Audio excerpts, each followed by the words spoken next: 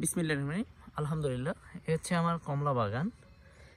আমাদের বাসায় লোক সংখ্যা কম থাকার কারণে এই যে বাগানে প্রচুর কমলা যেখানে সেখানে পড়ে আছে। পড়ে থাকার কারণে, অর্থাৎ এটা ইউরোপ বা অন্য কোনো কান্ট্রি না, এটা হচ্ছে বাংলাদেশে আমার বাগানের অবস্থা। গাছে কমলা প্রচুর পাকছে। আমি বাসায় যেহেতু থাকি না, সেই অনুপাতে এগুলো বাসায় নিয়ে যাওয়ার মতো কেউ বাগানে ঢোকে না। এখানে আমার বাগানে সব ধরনের ফলের গাছই আছে। এই এই কমলা গাছটার অবস্থা দেখেন, এই পড়ে আছে।